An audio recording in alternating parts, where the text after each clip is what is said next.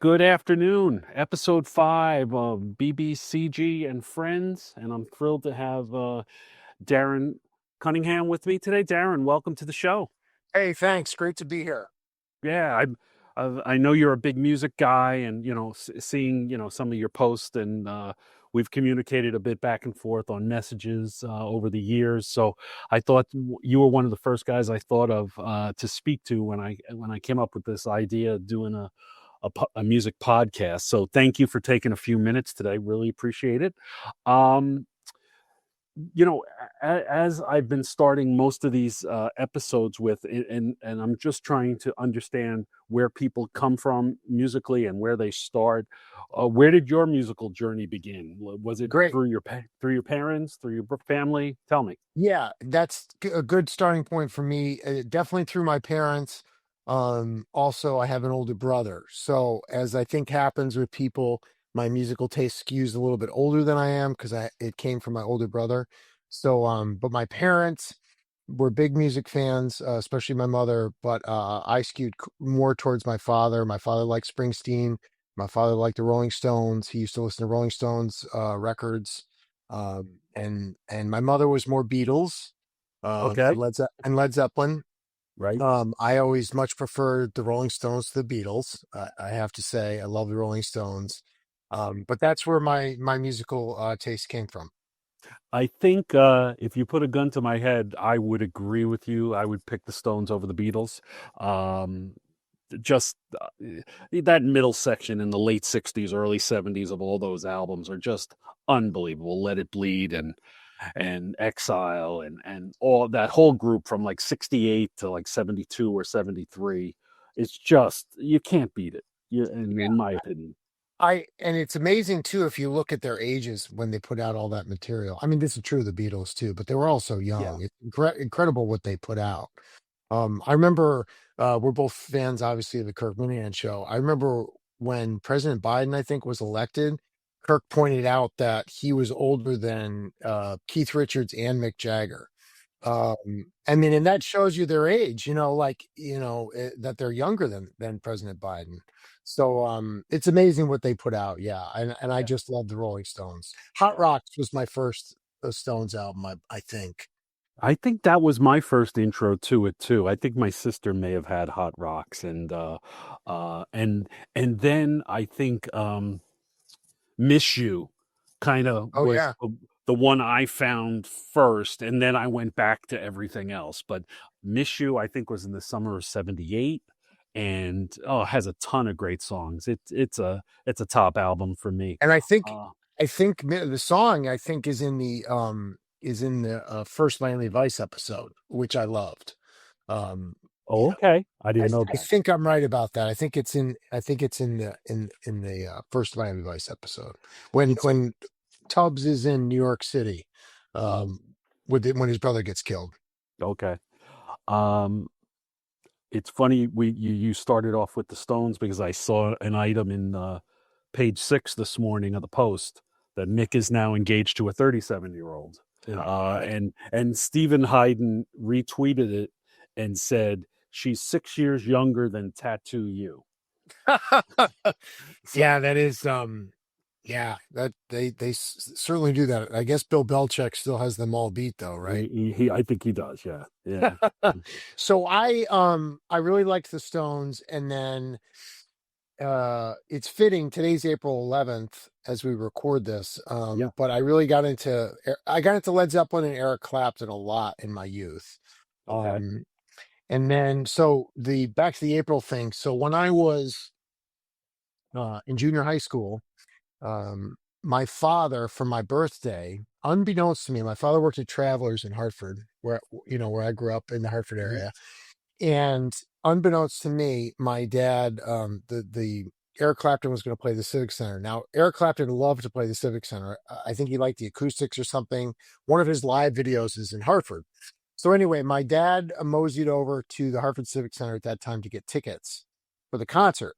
So my dad's waiting in line, which is, the way you did it back then. Right. Sure. And he's like, so again, remember, I don't know this. I'm hearing this after the fact. So my father's like 4 or 5 people from the ticket booth.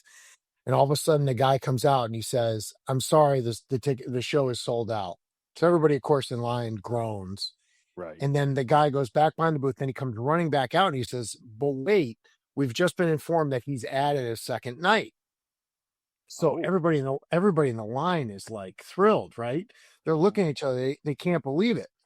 So my father gets up to the ticket booth. He gets 4 tickets. I'll tell you about that. And then he buys the tickets. He's so excited. And then he turns, he takes like 5 steps, and a scalper comes up to him and says something around lines of like, "I'll give you, $500 for every ticket in your hand." Um, and of course, my right. father, when he later told me the story, I was like, "You could have taken the money and given me the money for my birthday." But anyway, he didn't. So my dad surprised me with these tickets. And the reason he got 4 was so I could take a friend, and my brother, who was older and could drive, could take a friend. So this was a surprise birthday Right. gift for me. And the concert was on April 12th, 1990, which is actually my birthday. It's my actual birthday. And what's Wow. funny too is that that whole concert is on YouTube, which blows me away. What tour was that? What album was he out with at that So point? that was yeah. It was the one with Pretending. I can't remember the name of the album right now. Okay. Journeyman, right? That's the Journeyman album. Yes, Um I think so. yeah. It was great. I mean, the whole concert is on YouTube, like I said, so you can watch it. And it's a good recording too. And Nathan East, the bassist, was with him at that time on the tour. I think he Hmm. did the high parts for White Room. Yes, Um, he's always done that. Yes. Yep. yeah. Um, So that was I that was a great concert, and I was like fourth row. No, that's amazing. That Yeah, and it's funny you say that about the Hartford Center Civic Center and how you said Clapton loves it. yeah, Um, I think Bruce has an affinity for that building as well. He typically this last tour he went to Mohegan, but he's always had Hartford in the rotation.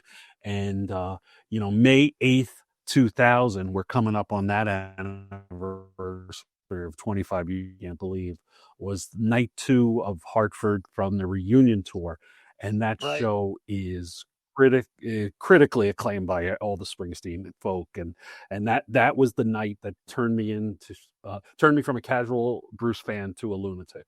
So Yeah, and again, so anytime he goes to the Civic Center, I try to make it there for sure. I saw him there Um, in 2012. Wrecking Ball tour, yes. Yeah, that's right. Mhm. And I like that album a lot too. And you can look up the set list, obviously, and the songs he got from the crowd were pretty cool. So that was a cool show. Um, Although he didn't play, it's always about what he didn't play, I suppose. And Exactly. I went to law school in Albany, Hmm. and a woman who worked at the law school, she was, a Bruce fanatic. She, not a law professor, but like, worked there. She had seen, I think at that point, 40 something shows. And I think he also really liked to play. I didn't see him there, but, people used to say that Hmm. too. Yeah, I Um, 100%. Can you hear me? yeah, I can hear you Oh, fine. yeah, I'm sorry, there was a little delay. Albany again is one of those cities too. I've seen him there 4 or 5 times, and always a great show, always a special night. Um, so what was your first concert, Darren? Was Good was it? question. Yeah, what was it? So I think it was Crosby, Stills, and Nash. All right, um at Lake Compounds, I think, on the Live It Up tour. live it It up. may have been my first. I also saw the Beach Boys early, without Brian Wilson. They used to have at the Harvard Civic Center, the University of Hartford. This is even before Vinnie Baker. They would have a game of the Hawks, of the University of Hartford, and then a concert afterwards. It was like a dual deal. And I saw Okay. the Beach Boys on the heels of Kokomo. They toured, which I actually like Oh that boy, song. But yeah, this was when Cocktail came out. So that may have been my first concert too.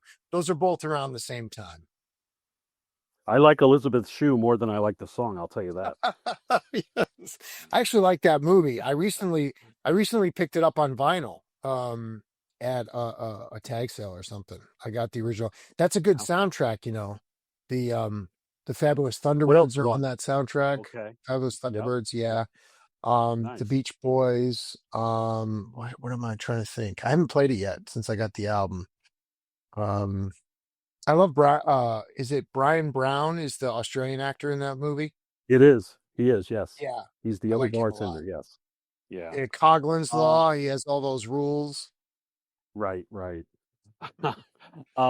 So were you growing up in Hartford? You must have been a Yeah. Whalers fan. Yep. Yeah. Yeah. Only a casual hockey fan. You know, I like all the other pro sports. The Celtics back then used to play 3 games at the Civic Center, which, by the way, we were saying how much musicians like the Civic Center, but I think Larry Bird hated playing at Hartford. Oh, really? Yeah, I don't think he liked it. You know that famous shot where he shot from behind the baseline and made the Yeah. basket, which by Oh. the way did not count. His foot was out, but that's at Hartford. That's in Hartford. Oh. Okay. I know. I Yeah, can visualize it 100%.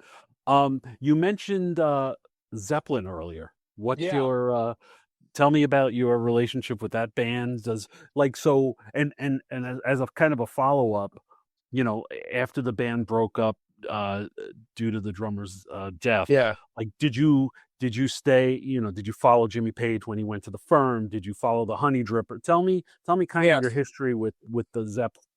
Okay. So I was obsessed with Led Zeppelin as a kid, okay, to the Okay. detriment of appreciating other bands. Because, like, for me, bands that I later came to appreciate, I just didn't then because I just thought they were like Led Zeppelin knockoffs, you know. So I was like this snob about Led Zeppelin, like Def Leppard, you know. I was like, Hmm. they even like named themselves like to be a spoof. I was like, forget them, you know, hard rock groups that I just thought were imitating them. I was not into. I got into Led Zeppelin through my older brother. And like a lot of people, I think Led Zeppelin, you know, the fourth album, Zoso or Led Zeppelin 4, whatever people call it, that was my first album. My mother had the original Led Zeppelin 3 album, which actually had like a turnstile in it, within it. If you've never seen it, it's Hmm. cool to look at I haven't. online. Oh, okay. Yeah, and shapes go as you turn it. Oh, So I wow. got into Led Zeppelin just huge. I got into them after their drummer, John Bonham, died in September 1980, I think. Yeah. So Hmm. I got into them after that. And of Hmm. course, I was always convinced that they'd get back together and tour, which never happened. But I was hugely into them. I did like Jimmy Page. I liked his solo stuff. I saw Robert Plant on the Now and Zen tour. Okay. Um, I like Robert Plant a lot too, especially his later stuff. His Alison Krauss album is excellent. I was just a huge Led Zeppelin fan in every way. I Yeah. read books about them. Kind of the way Kirk is about Bruce is the analogy I would say. I was like all about Led Zeppelin. Um, Did you get a chance to see the movie that was released earlier this year, Becoming Led Zeppelin? I knew you were going to say that. I have not gone to see it at the theater. I'm embarrassed to say I thought it would come out streaming much sooner. It hasn't yet, so I haven't Yeah. seen it yet. I It- tell myself that it's not such a big deal because I did read so much about them, but I yeah. don't know. It's interesting because I'm not the biggest Led Zeppelin fan. I mean, I certainly appreciate them, and I've grown to appreciate them more as I've gotten older.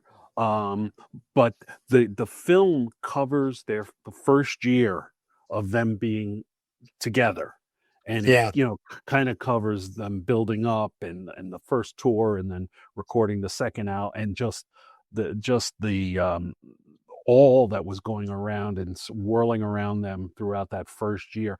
It left me wanting to keep the story going, find to it, the third album and whatnot. But the thing, and I think you'll appreciate this being such a fan, is the footage. There was footage there that I had never seen before, and it was just incredible. yeah, Really, uh, video of them doing shows in small places, and just it yeah. was incredible. Yeah, really good. So the problem you learn is when you're a Led Zeppelin fan. So one of my first, you know, I got their albums all out of order because I got them after they came out, right? Right. So of course I got The Song Remains the Same, and I watched it as soon as I could. And anybody who saw them live, which I never did, will tell you that. And there's the reason they didn't really want to release "The Song Remains the Same" too, is they didn't think it was very good. The concert footage, Hmm. they were tired. They were at the end of a tour. So "Song Remains the Same" isn't that great. And my understanding is the band was like 100 times better than that live. Right. But if you're a fan, that's sort of all you have. I mean, they've put out BBC Sessions albums after that. They put out other live stuff that's excellent, but unfortunately, they don't really have a great concert movie or a live album. Yeah. And, just always remember when it comes to making out, put on side two of Led Zeppelin 4. But then they play the wrong song. They don't play They, a song. They play Kashmir, I think, after that. the, We're talking about, of the, course, Fast Times at Ridgemont High. Absolutely, and I actually saw an interview a couple of years back. It was some anniversary of Fast Times, and they were like, "We absolutely did that on purpose. We wanted, you know, it was like They, coming from the kids. Damone told them what to do, but then the other guy picked the wrong album to put in. Driving I around didn't with the know girl. that. Yeah, yeah, yeah. That I went. That assumed was. it was. I assumed it was because Led Zeppelin was really stingy about licensing their stuff. Um, They uh, always were. Yeah, for sure. I remember Um, Cadillac had rock and roll in their commercials. I think it's Cadillac, and I was shocked at that because they really don't license it out much. Yeah, I mean, these days, it used to be so rare, and now obviously, with everybody selling their publishing rights, I mean, Yeah. we're hearing Born to Run in commercials now, and all which was sacrilegious, of course. Hey, Darren, what band artist have you seen the most? Um, what's funny? I've been to a lot of concerts, but I haven't done many repeats. So I've seen Rush twice.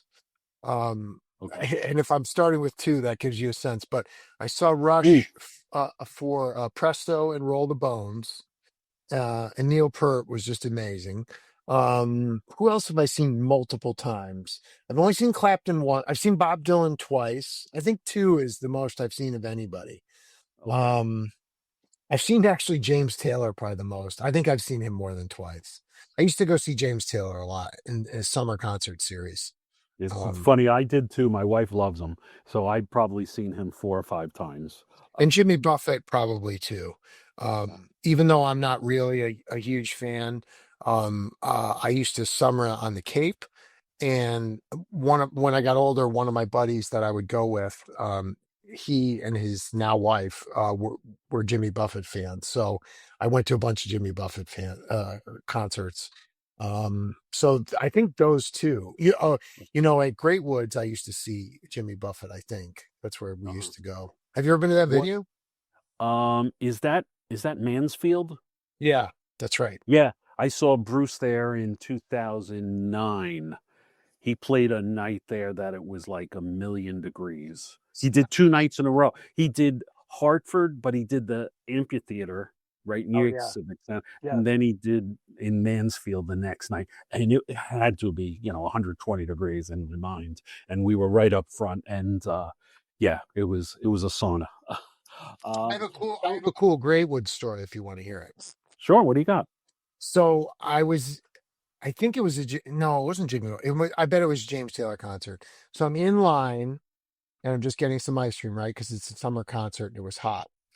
And I'm in line and I order my ice cream cone. And then as I turned to walk away, I bumped into somebody, and I look up and it's Paul Newman.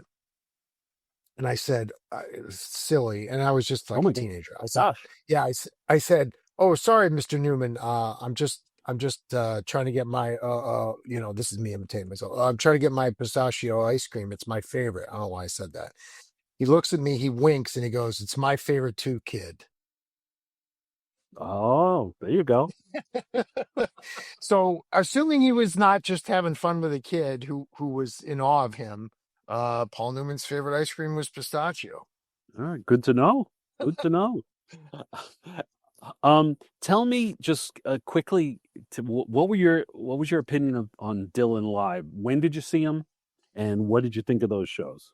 So it was late 80s, and it's a good question because one time he was amazing, and one time I couldn't believe how bad it was. And he played for like maybe 40 minutes. And my mother was a huge Bob Dylan fan. One of the first albums I remember seeing is Self Portrait, which my mother had. Hmm. And I like Bob Dylan a lot, actually. I actually prefer Leonard Cohen, and one of my biggest regrets is that I had a chance to see him in Waterbury and I didn't go, and then he was dead pretty soon thereafter. I really regret never seeing Leonard Cohen, but I saw Dylan twice locally around Hartford, and I don't know the dates though because they were in the late '80s, and Hmm. I went with friends. And like I said, the thing I remembered the most was he played very short the one time, and it was awful, and then the other time it was magical.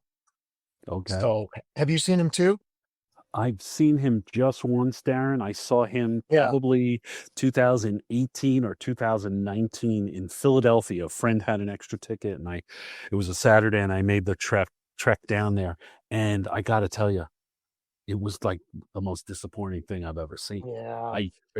No interaction with the audience, Yes. no, yeah, I mean, all the different arrangement. Like I didn't know a song. I literally couldn't recognize one of his songs. I was, luckily, the opening act was Mavis Staples, Yeah. and she was great, and I was glad to check her off my list too. But yeah, I was so disappointed. I mean, but I've heard stories like you just said, where sometimes he's great and sometimes he, yeah, really, yeah, it was like 15 songs or something. It wasn't a long concert at all. But I was just curious See, because, yeah, I think he's kind of the reason I didn't do a lot of repeats either, because I think the second time was the bad show. Like but I've definitely seen him twice, and it was definitely like a schizophrenic experience. One time it was great, one time it wasn't.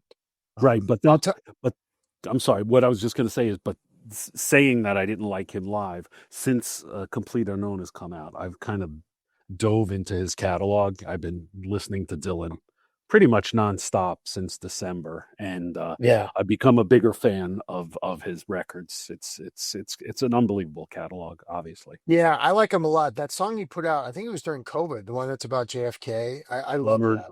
a murder Yeah. most foul. Yeah, Yes. yeah. It's like 14 Minutes. minutes or yeah. Yeah, Yes. some, But I love it. yeah. It's wild. It's wild. Yeah, he's certainly has an interesting place in rock rock history for sure. Um, So, there's an interesting Kirk Minahan kind of connection to Dylan. Work with me on this. Go ahead. So Ryan Glass-Steagall, Hmm. who you remember on the show. So Ryan, I'm friends with Ryan and his dad.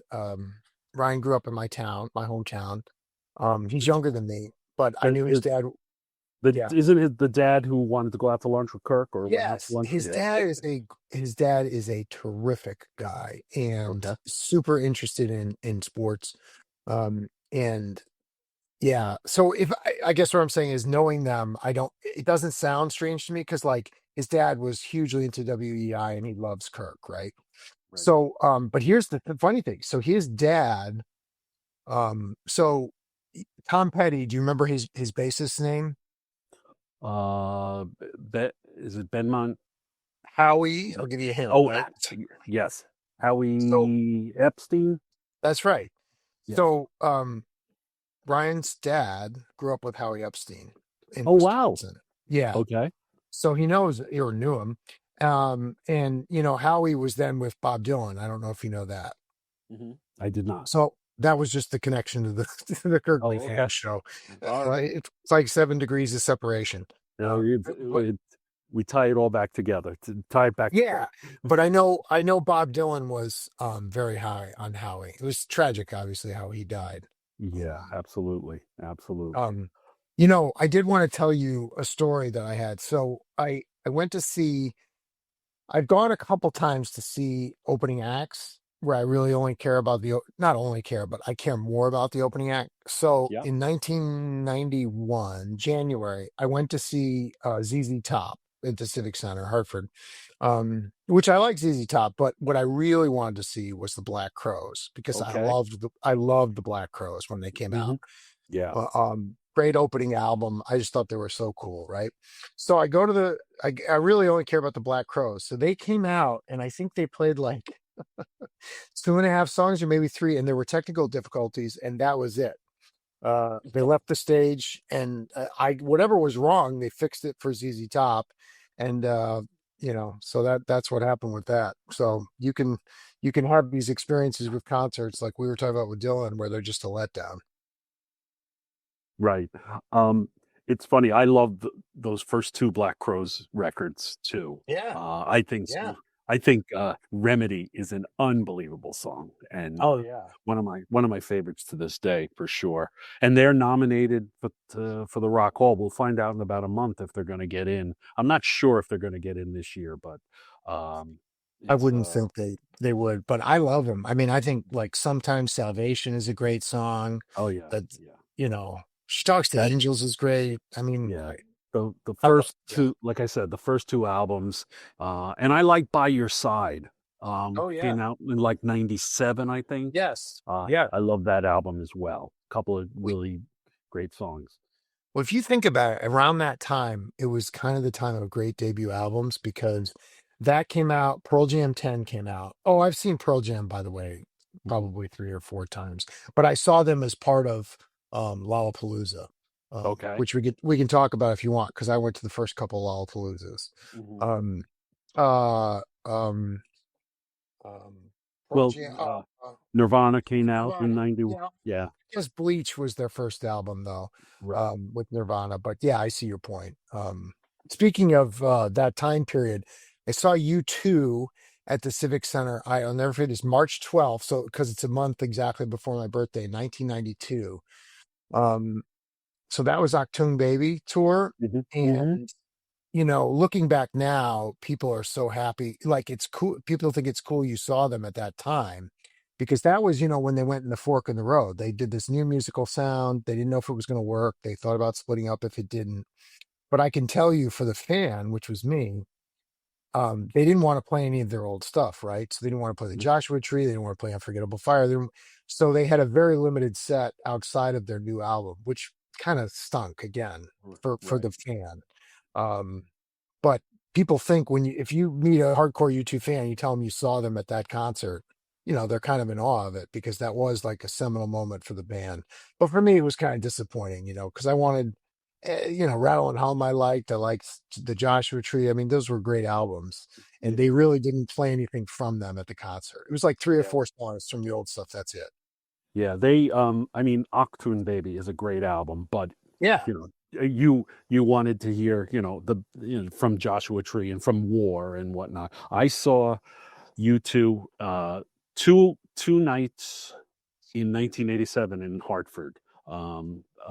They played 3 nights. I saw the Thursday and the Saturday night, and they were just amazing. I mean that they at that point they were at their peak, I think, in terms of performance and Oh yeah. yeah, yes, incredible, I incredible. know some people really don't like you too. I know a lot of them, Yeah, but I've always liked you too.